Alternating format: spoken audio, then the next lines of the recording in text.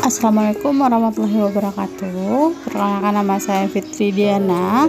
Video ini sebagai pemenuhan tugas ujian tengah semester mata kuliah kewarganegaraan.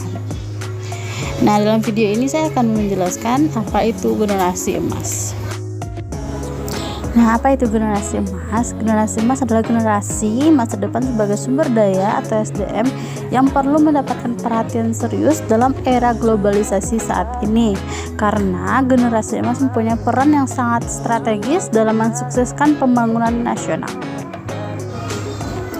Nah, apa saja sih yang menjadi target Indonesia Emas pada tahun 2045? Yaitu selayaknya memicu semangat dan juga motivasi komunitas yang muda, terutama remaja dan anak-anak, sebab profil Indonesia Emas 2045 itu menargetkan terwujudnya kesejahteraan rakyat Indonesia yang merata dengan kualitas sumber daya manusia yang mumpuni seturut dengan kebutuhan zaman.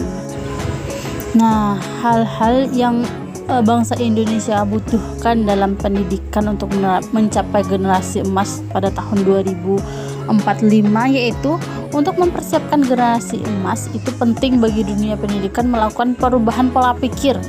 Pendidikan tidak sekadar dimaknai dengan transfer akademik atau keilmuan saja, melainkan dilengkapi dengan karakter, keseimbangan akademik dan karakter inilah yang perlu disiapkan sejak sekarang. Nah, untuk mewujudkan Indonesia Emas ada beberapa caranya, yaitu yang pertama dengan meningkatkan kualitas sumber daya manusia, pemerataan di setiap daerah, menstabilkan perekonomian, memproduksi barang kebutuhan dengan memanfaatkan SDA sendiri, meningkatkan kesejahteraan rakyat dan juga menegaskan masyarakat agar lebih patuh pada peraturan. Nah, kalau untuk pemimpin seperti apa sih yang diperlukan untuk Indonesia pada tahun 2045? Tentunya masyarakat yang mengharapkan pemimpin yang tidak buta, tidak tuli terhadap permasalahan mereka. Nah, seorang yang mampu memberikan perhatian dan juga kontributif aktif kepada kemajuan bangsa.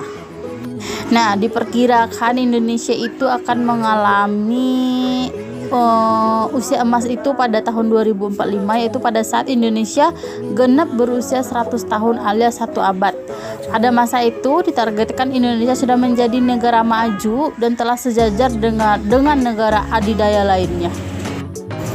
Nah, untuk peran generasi muda. Nah, generasi muda itu dapat berperan untuk mengembangkan, memperkuat, menggunakan dan terus membantu menjaga kekinian Datarong Sosek, yaitu peran pemuda dalam masyarakat dan organisasi kemasyarakatan yang menjadi strategis untuk menjaga kualitas dan kebaruan data.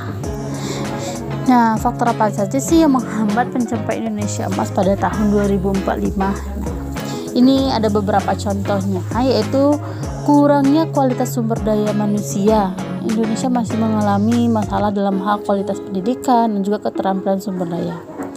Dan yang kedua ada ketergantungan pada sumber daya alam. Nah, Indonesia itu masih sangat bergantung pada sumber daya alam, terutama minyak dan juga gas bumi. Nah, untuk mewujudkan generasi emas itu tantangan pekerja, ada juga tantangan kerja terampil dan juga perubahan iklim. Nah, untuk anak muda saat sekarang ini yang bisa dilakukannya yaitu tingkatkan literasi, terbuka dalam menerima berbagai pemikiran dan pengalaman baru, berkontribusi memajukan Indonesia dengan menjadi relawan, mendukung produk lokal Indonesia, menjadi pengguna internet dan juga media sosial yang baik. Nah, sekian dulu penjelasan materi dari menuju Indonesia Emas pada tahun 2045.